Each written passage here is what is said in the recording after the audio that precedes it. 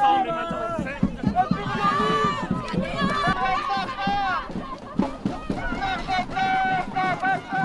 want to stop this horrible war, and we demand our government to achieve a hostage deal and a ceasefire in order to save lives, Israeli lives and Palestinian lives, end this horrible war and destruction of Gaza, and starting to advance toward real Palestinian-Israeli peace. I want to say to the people of Gaza, we are with you. We know that you are innocent, and we are fighting to end this destruction of your city and of your lives.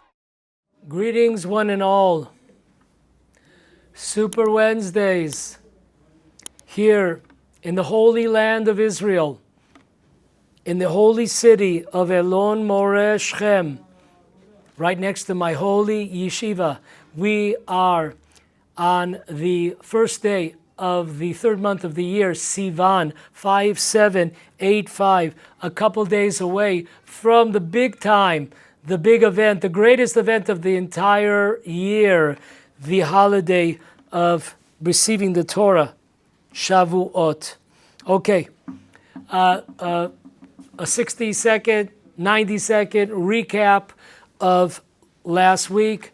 We spoke about the sin of Adam and Eve with the tree of knowledge, what that was all about. Turns out to be the souls of the multitudes. We spoke about how they separated from Adam and Eve, separated themselves for 130 years in order to repent.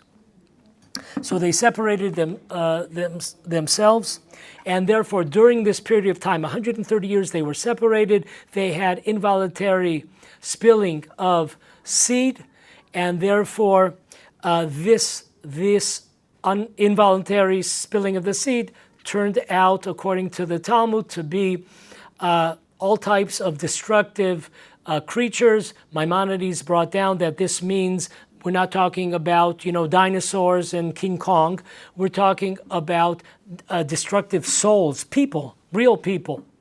And the Arizal goes one step further. We're talking about the multitudes or the Erev Rav. Therefore, God allows them to be reincarnated through during the time of the generation of the flood. They do not succeed in purifying themselves and fixing. They continue in the same type of behavior, the same type of sin of Adam and Eve, even though, of course, it was involuntary, though because of their level. When you're so great, even if you make a mistake, it's not the same as us little people making a mistake. You're held accountable for it. They were given a second opportunity to correct themselves during the time of the Tower of Babylon. Not successful in Sodom and Gomorrah, in Sodom and Amorah. Not successful. Continued homosexual, lesbian activity. Bring us down to Egypt. Egypt was the center, was the most powerful empire, and also was the center of lewd, sexual, illicit behavior. Okay, that was last week. I hope I kept to the 90-second. You could check me out. Let me know. Okay, we're in Egypt now. We're talking about 2,236 years after creation of Adam and Eve, creation of man, creation of the world, and the sin. The spilling, involuntary spilling of the seed.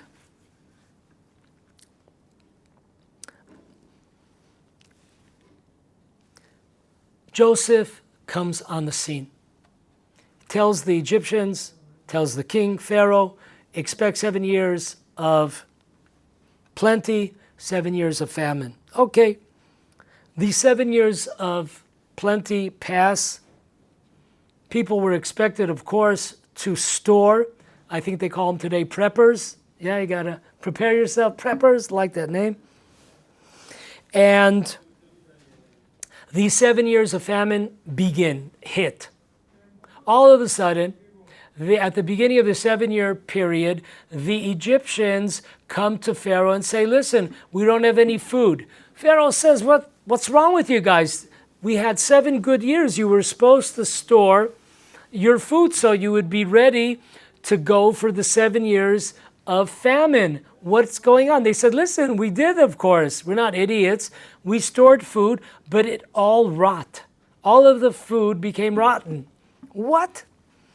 So he says, listen, I don't have any advice for you. You better go to our number 1 advice man, Joseph. So Pharaoh sends this group of Egyptians. He sends them to Joseph. So they come to Joseph, and Joseph says 2 really far out, bizarre statements.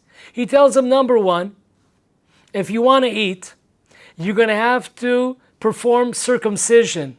Say what? What does this have to do with tea in China? Joseph, what's going on? Number 2, we're going to move you guys around. You're going to go from Cairo to Alexandria, and we're going to move you around, and it's going to be a musical chair for the Egyptian people here. Whoa. They come back to Pharaoh and say, man, this dude has lost it.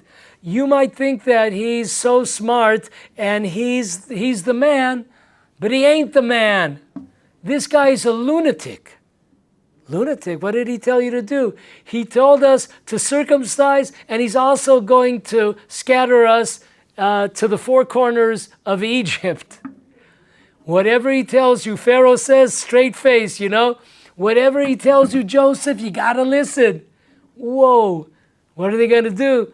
The king, they have no choice here. They're starving. Number 1, the king told them, you don't want to get on the wrong side of the king. So they have no choice, so to speak. So, okay. They circumcise. They perform circumcision. By the way, this is all brought down in Breshit Rabbah, chapter 90, paragraph 5.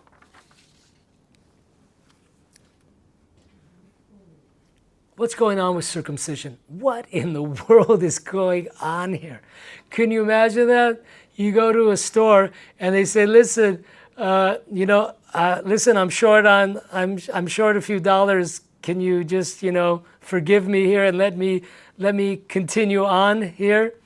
Past the cash register. They said, no, you have to perform circumcision, then we'll let you go. I'd be like, whoa, what's going on?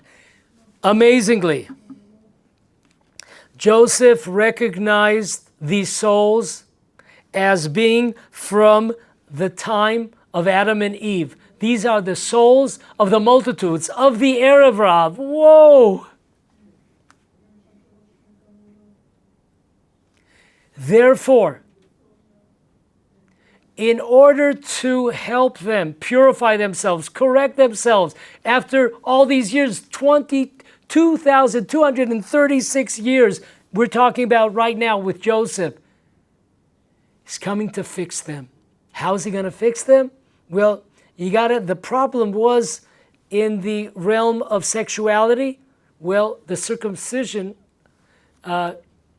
is in the same realm of perfection, in that purity, in that subject matter. That's number 1. Number 2, this relocation, this is not Trump's plan of Gaza, to relocate. This is way before Trump's plan. What's the idea? The idea is that when Joseph, who understood that these Egyptians that came before him, these were the souls of the multitudes. And therefore, we know that there's a concept in Judaism that the greatest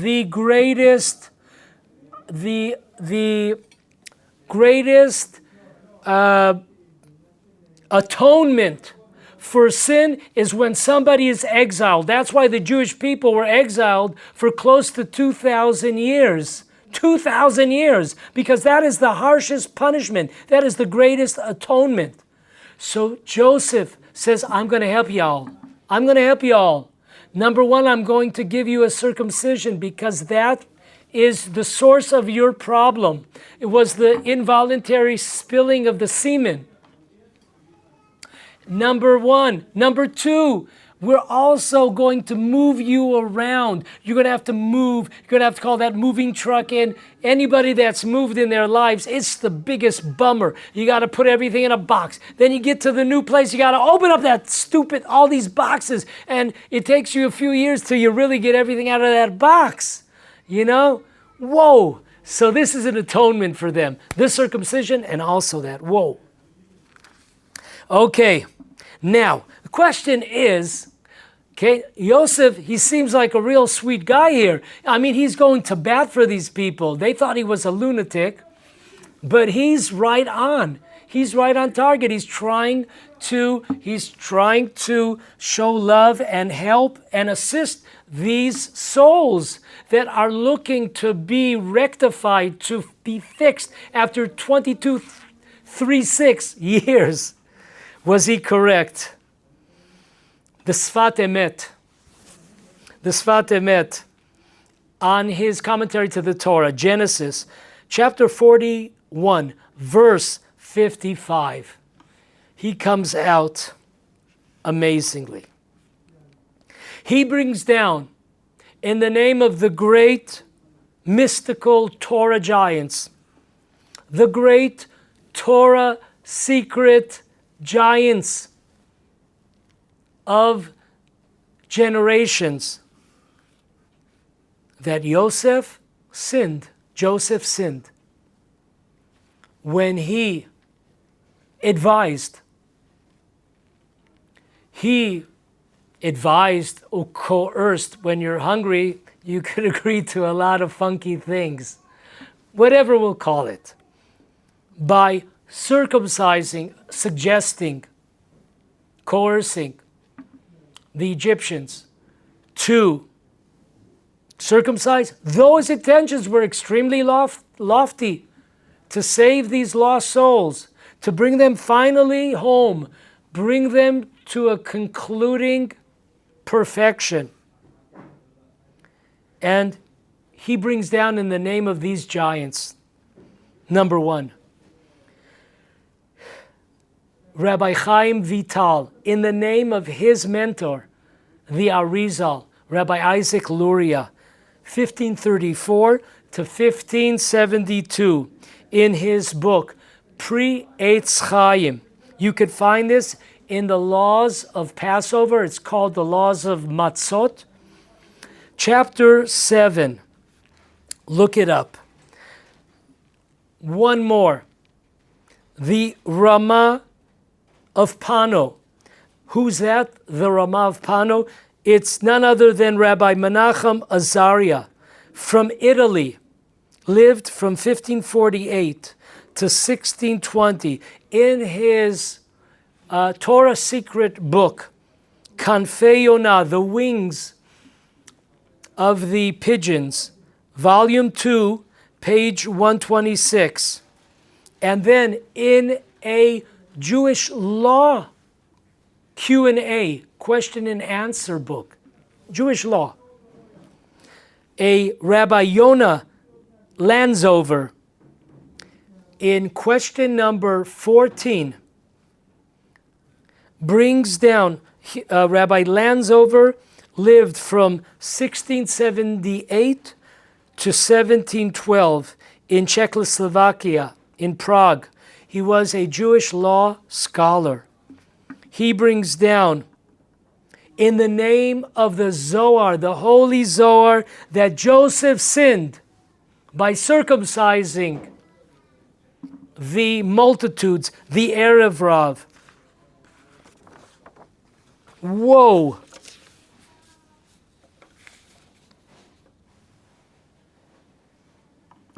Comes the Arizal, and he hits the ball out of the park, and you know that ball is still traveling. Listen to this. You can't make up this stuff. We just came off Passover 6 weeks ago, folks, and we all sat down to the evening, the Seder, and we start the evening by saying, Ha lachma'anya, this is the bread of affliction. Some say ha, some say hey, some say keha lachma'anya. Listen to the Arizal. When Joseph tells the Egyptians, Genesis 47, chapter 47, verse 23, here is seed for you, go plant. Here is seed for you, go plant. In Hebrew, the word that's used in the Torah is hey. Not like, hey Jack, how you doing? No, not in English. Hey. Look it up. It's the letter hey and then aleph. Hey. That is here in English. So the Arizal points out, amazingly, when Joseph tells these Egyptians, here's seed, go plant them so you have food. We know that seed is not always seeds that grow. It's also as far as multiplying, being procreating. The first commandment of the Torah. And therefore, amazingly, that's why our sages tell us on this verse, when it looks like, what's the connection? But we have the connection here. Because seed can either be seeds of the plant kingdom, or it could be seed that create human beings, men and women, creating future generations. So therefore, we are told, our sages tell us that on this verse, when Joseph gives them seed to plant in the ground so they'll have food, it's also, in addition, it's also hinting, it's also secretly discussing between them that you have to circumcise. Because as we know, the part of the body of the circumcision that represents multiplying, that represents procreating. So therefore, the Arizal tells us an amazing principle, that the letter hey, as Joseph said, hey, and he suggested to them, besides for giving them physical seeds, he suggested to them to circumcise. The letter hey, which is the word here, take the seed, or here, take my advice, to circumcise, both correct. The letter hey represents multiplying, represents procreating. Why is that? We know, we are told in Breshit Rabbah, chapter 12, paragraph 10, the world was created. The first commandment in the Torah, to create, to bring more people, more souls into the world, to multiply. So the world, this world was created with the letter hey, as it says, Behei Baram. God created the world with the letter hey. So creation is represented by the circumcision, because that is how we create future generations, through the combination of men and women.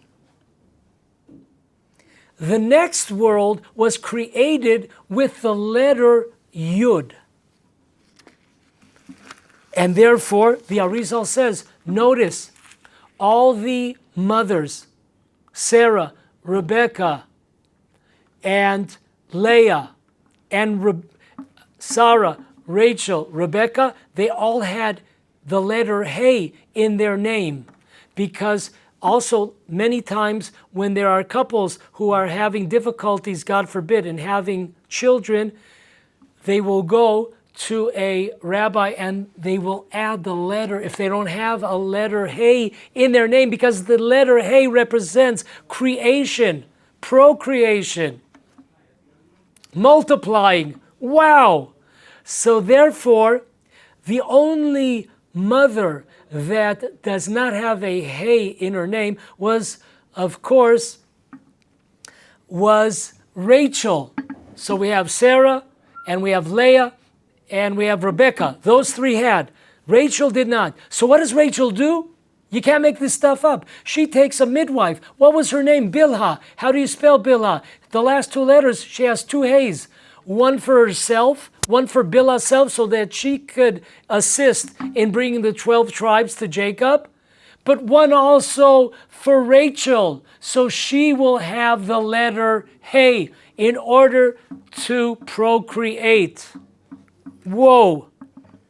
But folks, if you think that's amazing, which it is, of course, it's all hinted in the conversation between Joseph and the Egyptians. Hey lachem zera, here, take seed and plant it. But you ain't heard anything yet. You ain't heard nothing yet. The Arizal continues, and he writes that Joseph empowered the souls of the Arav, the multitudes, to enslave the Jewish people.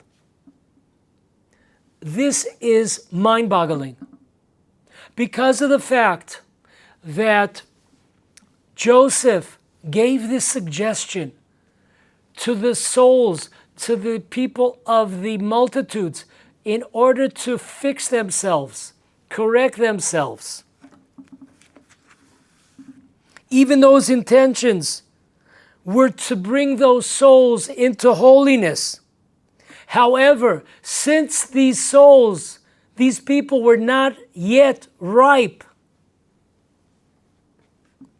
for this at that time, this boomeranged and empowered the impure side and allowed them to subjugate the Jewish people in a much, much harsher manner. Whoa.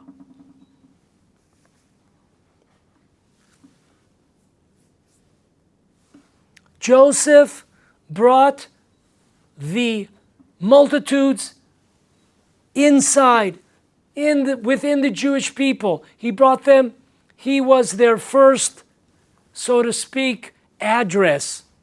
And he brought them in. And he told them to circumcise. You're like us. We're circumcised, you're circumcised. Joseph let them in. And it was a fatal mistake. It was a fatal mistake. Comes the holy Rabbi Samson from the city of Astropol. Rabbi Shimshon was murdered by the Cossacks in the 1648 uprising in Poland. So Rabbi Shimshon points out a wild point. It's brought down in Tractate Sota, page 38, side B. Joseph had the letter Hey added to his name, as we read in Psalms chapter 81, verse 6. Not Joseph, not Yosef, Yehoseph, Jehoseph, Joseph, Jehoseph. Why is that? Rabbi Shimshon explains. He was a great Kabbalist. He explains that because of the fact that Joseph sanctified God's name in a sexual manner when the wife of Potiphar tried to entice him to sin with her, even though she was a married woman. And Joseph stood up. So he received the letter of spiritual, sexual purity. Hey, as we said, the world creation is through the letter of hey. Hey. So therefore, because of the fact that you stood up in a tremendous, difficult test of purifying your sexual desires, we will give you an extra hay. And then Rabbi Shimshon of Astropoli says an amazing line. That hay, whoever calls Joseph Yehosef, have you heard that? No. Why is that? We know Abraham, he was once called Avram. We call him Avraham. Sarah is Sarah. We know. The hay was taken away. The letter of procreation, which represents circumcision, which represents purity or impurity of sexual behavior, was taken away from him when he gave the suggestion to the multitudes to be like us, and brought them closer within the Jewish people. We're one, we're related, we're the same. He lost that hay, and therefore he remains always Joseph without that letter hay. Not only that, but because of the fact that he gave them the suggestion of circumcision, which is represented by the letter hey in the verse that we read, take seed. We were punished, and every Passover we start subjugation of the night. We're slaves with hey lachma anya. This is the bread of affliction. This is our suffering in Egypt. Folks, the Arizal says, we spoke about, how do you pronounce that? Some people say ha. Arizal said no, hey. Some people say keha, lachma anya. That is, once again, this stuff, Baruch Hashem, you just cannot make it up. Okay. Moving right along.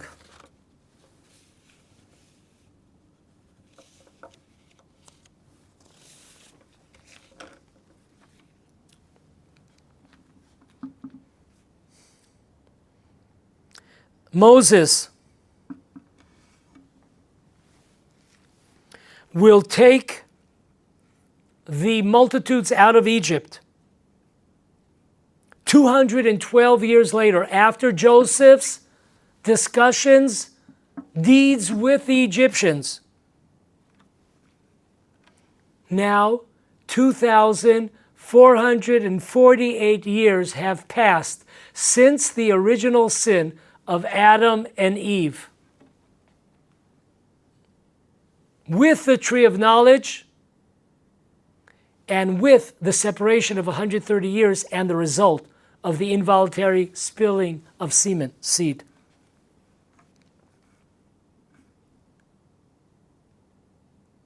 Moses does not consult God. God was against this, just like we saw a few minutes ago. The Sfat Emet brings down the greats, the heavy hitters of the secrets of the Torah, that Joseph made a mistake, he sinned.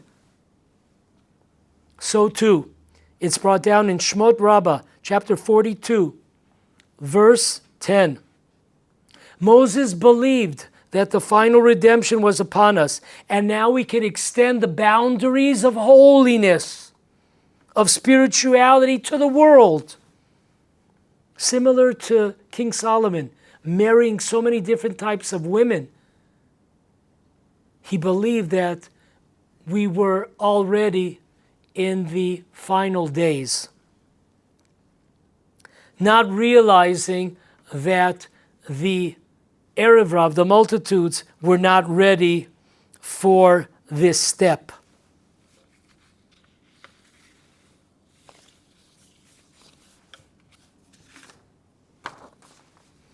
Gathering all the pieces of the puzzles, friends. Both Joseph and Moses had lofty intentions to save the lost souls of the Erev Rav. We talked 2,448 years trying to get it right. However, since either, according to our sources, it was either too early. It sounds kind of funny, 2044. These things take time. And they were not ready, or it was too dangerous spiritually. They might have been ready, but it was too dangerous to bring them in to the Jewish fold, to the Jewish people. The results of both Moses and Joseph's moves proved to be catastrophic. The consequences are felt till this very day, this very moment. It's interesting to note that according to the Zohar Kadosh, Exodus, page 68, side A, both Joseph and Moses spiritually come from the same root, from the same source. Wow. They both accepted, they both brought closer, brought in, welcomed the Erev Rav, the multitudes, and they're both connected to the same soul. If you ever notice, on the fourth day of Sukkot, holiday of the tabernacles, according to Ashkenazim, it's Joseph's day. According to the Sfaradim and the Hasidim, it's Moses' day. So the same day, some say it's Joseph, some say it's Moses. There's no contradiction. Joseph is Moses and Moses is Joseph. Spiritually, they're on the same wave. Okay, now we have payback time. The deep state. The fifth column. Multitudes, payback time. For the acceptance by Joseph, the acceptance of Moses, let's look at the payback. You will be shocked. We will be shocked. We know that the Jewish people leave Egypt. 7 days later, they look behind them. Oh, they'll be coming round the mountain when they come. Yeah, 600 chariots. Our sages tell us in Tanchuma, Deuteronomy, the portion of Re'eh, paragraph 9. For every one Jew, there were 30 Egyptians on every Jew. That's why the Torah uses the word when the Egyptians are chasing after them with chariots, vishalishim. It could be understood as 3, 600 times 3, 1800, which is no big deal. But it could also be shloshim, because there's no dots in the Torah. There's no vowels in the Torah. So the sages tell us that for every Jew, there were 30 Egyptians. Who were they? Who were these? Many of them were from the multitudes. Folks, this is a fifth column. This is who Moses and Joseph, with all their lofty intentions, and of course their sins are microscopic, for sure. But this is brought down, that chasing after the Jewish people, hey, you're part of the Jewish people, right? Some of the greatest anti-Semites, some of our worst enemies are from within, baby. This is found, Siftei Kohen, the Shach, on the Torah, portion of Bishalach, that he brings it down. If you look at the 3 words, Vishalishim al Kulo, there were 3 or 30 on all of them. If you look at the last letter of each word, it comes to the word circumcised. Whoa, you cannot make this up. Boom, hits it out of the stadium, grand slam.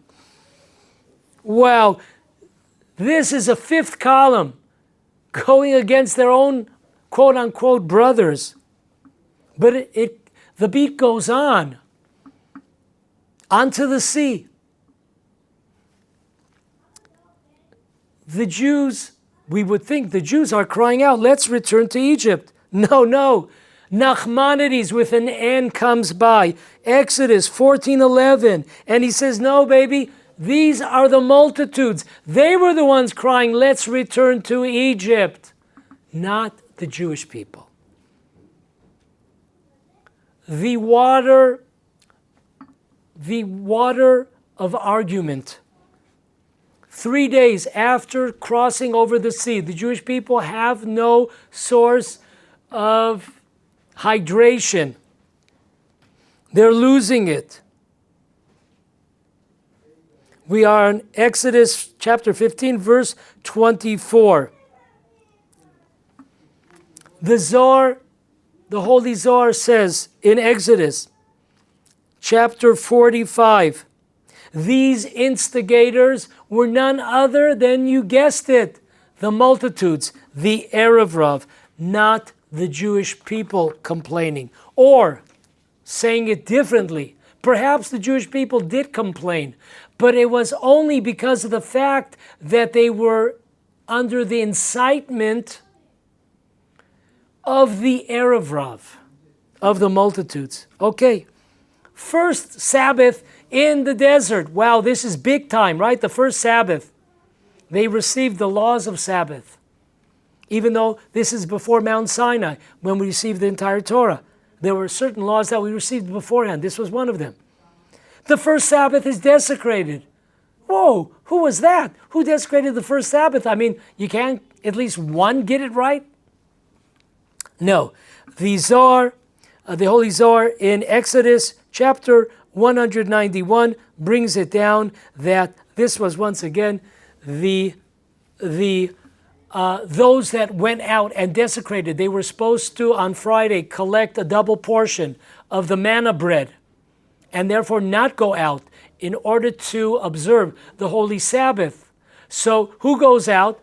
There's a group of people, a large group of people, that they go out into the camp and they start looking to gather up this manna bread. But God said that it will not fall on the Sabbath. Well, they didn't believe, so they went out and they desecrated the Sabbath. This was the multitudes. Sin of the calf. If we look in Shmot Rabbah, chapter 42, paragraph 10. Again, we all know that black and white, our sages tell us that the sin was instigated by the multitudes.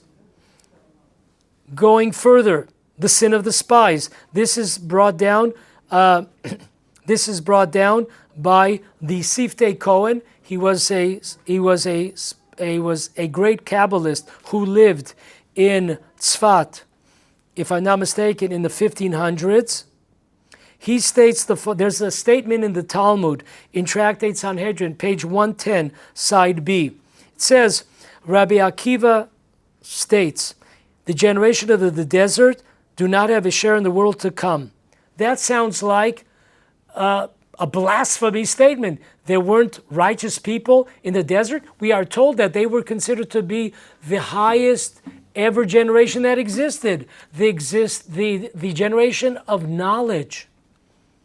So how could that be? So come Rabbi Mordechai Cohen, otherwise known as the Siftei Cohen, and he says, Rabbi Akiva was specifically speaking about the multitudes, the Erev, who were responsible both cardinal sins. The two cardinal sins of 40 years in the desert was definitely the calf, the sin of the calf, and the spies. Concluding, if we want to sum it all up, concluding the influence of the multitudes on the Jewish people in the desert, the book Tzror Hamor, Rabbi Avram Sava, he was expelled in 1492 from Spain. He writes in his commentary on the Torah, Leviticus chapter 1, verse 2, all bad scenarios during the 40 years in the desert were instigated by the multitudes. Some cases, he writes, Jews were involved, but only because of the influence, the negative influence of the multitudes. Wow, that is a summarizing sentence. Can you believe that? All the bad stuff, all the bad scenarios were instigated by the multitudes. Copying this idea, the great Kabbalist, Rabbi Yitzchak Isaac Chaver, he lived from 1739 to 1842 in Poland. He was a second generation student of the Gra, Rabbi Eliyahu of Vilna. He writes in black and white, the source of all our troubles today stem from the acceptance of the multitudes by Joseph and also by Moses. This could be found in his book, Pitchei Sha'arim, page 393. So we will hold the second part of the deep state, and God willing, we will be back next week. Don't touch that dial. Have a great holiday. Chag Shavuot Sameach to one and all.